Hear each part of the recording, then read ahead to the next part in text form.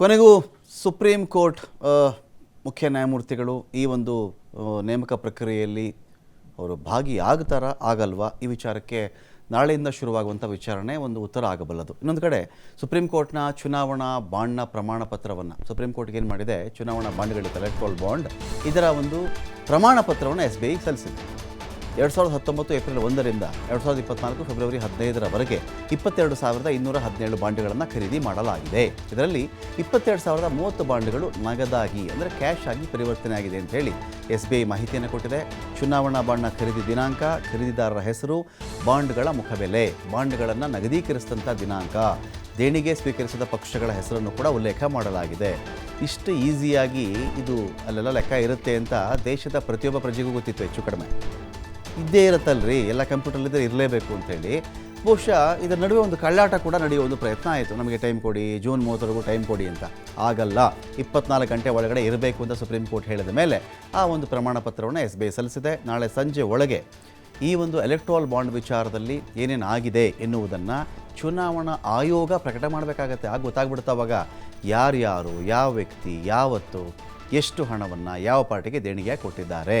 Kwid pro ಕೋ ಅನ್ನೋದು ವಾದ ಪ್ರತಿವಾದದ ಕಾಲದಲ್ಲಿ ಅದು ಕೂಡ ಚರ್ಚೆಗೆ ಬಂತು. ಇಲ್ಲಿ ಒಬ್ಬರು ದೇಣಿಗೆ ಕೊಟ್ಟಿದ್ದಕ್ಕೆ ಪ್ರತಿಯಾಗಿ ಆ ವ್ಯಕ್ತಿಗೋ ಆ ಸಂಸ್ಥೆಗಳಿಗೋ ರಾಜಕೀಯ ಪಕ್ಷ ಅಥವಾ ಆಡಳಿತಾರೂಢ ಪಕ್ಷ ಹೆಲ್ಪ್ ಮಾಡಿದೆಯಾ, ಕಿಕ್ ಬ್ಯಾಕ್ ಆಗಿದೆಯಾ, ಅಲ್ಲಿ ಈ ಕಡೆಯಿಂದ ದುಡ್ಡು ಕೊಡ್ತೀನಿ, ನಿಮ್ಮ ಪಾರ್ಟಿಗೆ ಹಣ ಕೊಡ್ತೀನಿ, ನಾನು ನನಗಿಂತ ಡೀಲ್ ಮಾಡಿಕೊಡಿ, ಇಂಥ ಆರ್ಡ್ರ್ ಮಾಡಿಕೊಡಿ, ಇಂಥ ಒಂದು ಕಾಂಟ್ಯಾಕ್ಟ್ ನನಗೆ ಕೊಡಿಸ್ಬಿಡಿ, ಇಂಥದ್ದೇನಾದರೂ ಆಗಿದೆಯಾ ಅಂತ. ಈಗ ಇಲ್ಲಿ ಆಗಿದೆ ಆಗಿಲ್ಲ ಹೇಗೆ ಕಂಡುಹಿಡಿಯೋದು? ಏನೂ ಇಲ್ಲ. ಇವ್ರು ಯಾರಾದರೂ ನಾಳೆ ದೇಣಿಗೆ ಕೊಟ್ಟಿರ್ತಾರಲ್ಲ, ಆ ದಿನಾಂಕ ಇವ್ರು ಕೊಟ್ಟ ಮೇಲೆ ಅಥವಾ ಕೊಡುವುದಕ್ಕೆ ಸ್ವಲ್ಪ ಆ ಕಡೆ ಈ ಕಡೆ ಸಂದರ್ಭದಲ್ಲಿ ಯಾವ ಒಂದು ಆರ್ಡ್ರು, ಯಾವ ಯೋಜನೆಗಳು, ರಸ್ತೆನ, ಇನ್ನೊಂದ ಮತ್ತೊಂದ, ಬೇರೆ ಕಂಪ್ನಿಗಳ, ಹೊಸ ಕಂಪ್ನಿ ಸ್ಥಾಪನೆ ಮಾಡೋಕ್ಕೆ ಆದೇಶಗಳ ಅಂಥದ್ದು ಯಾವುದಾನ ಕಂಪ್ನಿಗೆ ಹೋಗಿದರೆ ಅಲ್ಲಿಗೆಲ್ಲಿ ನಾವು ಅರ್ಥ ಮಾಡ್ಕೊಳ್ಬೇಕಾಗತ್ತೆ. ನಿಗದಿತ ಗಡುವಿನ ಒಳಗೆ ಬಾಂಡ್ ಕುರಿತು ವಿವರವನ್ನು ಪ್ರಕಟಿಸುವುದಾಗಿ ಚುನಾವಣಾ ಆಯೋಗ ಕೂಡ ಒಂದು ಕಡೆ ಹೇಳಿದೆ. ಸಾಕಷ್ಟು ಬಾಂಡ್ಗಳ ವಿಚಾರದಲ್ಲಿ ಚರ್ಚೆ ಜೋರಾಗಾಯಿತು. 22,217 ಬಾಂಡ್ಗಳು, ಇದರಲ್ಲಿ 22,030 ಬಾಂಡ್ಗಳನ್ನು ನಗದೀಕರಿಸ್ಕೊಂಡಿದ್ದಾರೆ. ಕೆಲವು ಬಾಂಡ್ಗಳು ನಗದೀಕರಣ ಆಗಿಲ್ಲ. ನಾಳೆ ಅಂತೂ ಇದು ಓಪನ್ ಆಗಲೇಬೇಕು. ಕಾರಣ ಎಲ್ಲಿ ಅಂತ ಹೇಳಿದ್ರೆ ಚುನಾವಣಾ ಆಯೋಗ ಇಲ್ಲಿ ಅದನ್ನು ರಿಲೀಸ್ ಮಾಡಬೇಕಾಗತ್ತೆ ನಿಗದಿತ ಅವಧಿಯ ಒಳಗಡೆ. ಸೊ ಏನಾದರೂ ಮಾಡಿ ಈ ಒಂದು ಮಾಹಿತಿ ಆಚೆ ಬರೋ ತಡಿಬೇಕು ಅಂತ ಕೂಡ ಕೇಂದ್ರ ಸಾಕಷ್ಟು ಸರ್ಕಸ್ ಮಾಡಿದಂತೆ ಕಾಣಿಸ್ತಾ ಇತ್ತು. ಪ್ರಧಾನಿ ಮೋದಿ ಅವರಿಗೆ ಇಷ್ಟೊಂದು ಭಯ ಯಾಕಪ್ಪ, ಎಲೆಕ್ಟ್ರಲ್ ಬಾಂಡ್ಗಳು ನಮ್ದೇನು ತಕರಾರಿಲ್ಲ, ನಮ್ಮ ಪಾರ್ಟಿಗೆ ಯಾರು ಕೊಟ್ಟಿದ್ರು ಅವ್ರ ಹೆಸರು ಹೇಳಿ, ಹಾಗಾದರೆ BJPಗೆ ಯಾರು ಕೊಟ್ಟಿದ್ರು ಅವರು ಹೇಳಿ ಅಂಥೇಳಿ ಕಾಂಗ್ರೆಸ್ ನಾಯಕರು ಕೂಡ ಜೋರಾಗಿ ಇಲ್ಲಿ ಮಾತಾಡ್ತಾ ಇದ್ದರು. ಇದುವರೆಗೂ ನಾವು ಚೆಕ್ ಮಾಡಿಕೊಂಡಾಗ ನೋಡಿ, 2024 ಫೆಬ್ರವರಿ 15ರವರೆಗೂ ಕೂಡ 18,871 ಬಾಂಡ್ಗಳನ್ನು ಖರೀದಿ ಮಾಡಲಾಗಿದೆ.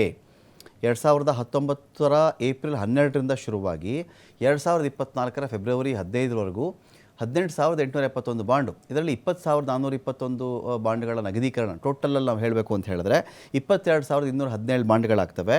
ಅದರಲ್ಲಿ ನಗದೀಕರಣ ಆಗಿರೋದು ಅಂತ ನಾವು ಚೆಕ್ ಮಾಡಿಕೊಂಡಾಗ 22,030 ಬಾಂಡ್ಗಳು ನಗದೀಕರಣ ಆಗಿದೆ.